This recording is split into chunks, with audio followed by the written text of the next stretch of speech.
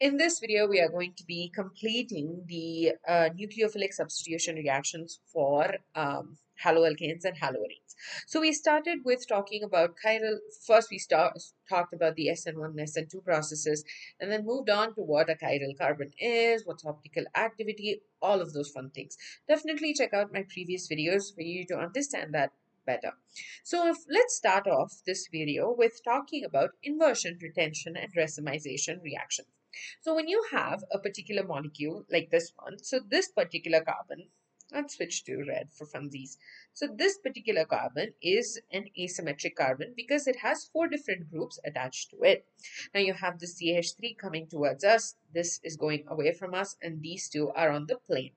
Now there are two things that are possible when you have the substitution of this particular X with Y. First one is it forms this particular molecule A, where it's just replaced the position of X with Y.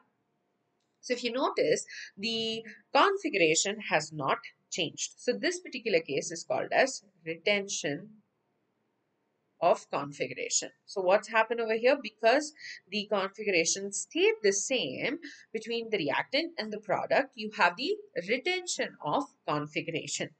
Second case is where it's flipped, right? So based on the mechanism, something has happened and so it's flipped. And in this case, it's called as inversion. So case one, you have retention where the configuration stays the same. Second case, you have an inversion of configuration. So essentially you have a flip of the configuration. Okay, so that's inversion. The third case is you have equal amounts of both A and B. This leads to a racemization product because both, so let's say this is optically active, but it rotates the plane of polarized light to the right, and this one rotates it to the left, you have equal amounts of A and B, which means there is going to be no optical activity. And so this particular mixture is going to be optically inactive because we have equal amounts, that is 50% of A and 50% of B. So in this case, you have the process of racemization happening. So what we've either had retention of configuration, you've had inversion of configuration, or you have racemization taking place. Now, why did I start off the video with that? That is because we are going to relate this particular concept to the SN1 and SN2 process. So, if you remember, honestly, I picked this particular reaction because this is what we have in your textbook, and this is where we learned about the mechanism. And I feel like it's important for you to just have a refresher on what the mechanism of the SN2 process is. So, first of all, you have so this one is your SN2 process, and this one's the SN1 process, right? So, let's first start talking about the SN2. Now, here, what we've learned till now was the fact that the OH molecule or the nucleophile is going to come and attack at the back, and then this has led to this transition state, and then the Cl is going to get kicked out. Okay, so essentially what's happening is it's attacking from the back, right? So this means there is going to be a flip of the configuration. So in case of an SN2 process, you have an inversion of configuration. What do you have? Inversion, because if you notice, this and this is a reactant, this is a product. So in case of our haloalkane, and I know, okay, so let's be honest, this is not optically active. Technically, you could have had no issues, but let's say you are substituting this this particular group with, if I'm not wrong, in your textbook, in this point, you have C6H13 and you have CH3. So you'd have CH3, oh, and then you'd have the H, then C6H13, and then I'm just gonna write this again. You'd have OH,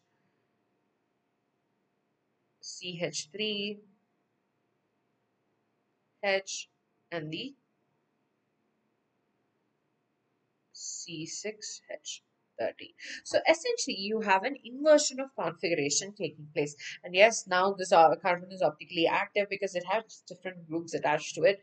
The reason I picked this was because it has the mechanism clearly in place and you can actually see the inversion of configuration taking place.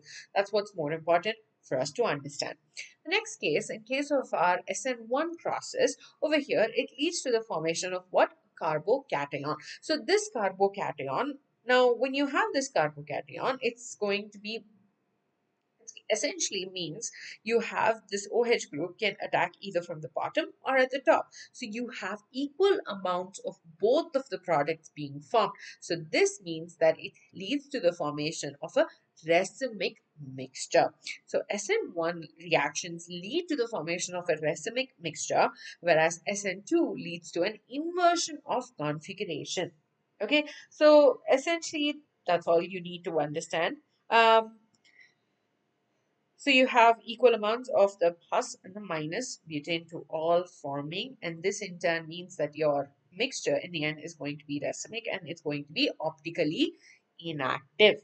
That's all. So with that, we finally finished the whole saga of trying to understand the stereochemistry, the basics of stereochemistry, and how in the end it's all related to the SN1 and the SN2 reactions. The things that you need to remember is the fact that when you have an SN2 reaction, if it's an optically active carbon, you have an inversion of configuration taking place. Whereas when you have an SN1 reaction, you have equal amounts of equal amounts of the products have forming. This in turn means that you have a racemic mixture. With that, we're done with SN1 and SN2 processes. Definitely, go through the mechanism and try and understand. You have that table in your textbooks. Definitely make sure you look at that because that's pretty important for you to understand and learn. And also, just have a basic idea about stereochemistry. And the most important thing you need to know is this. And then in the next video, we will be talking about elimination reactions.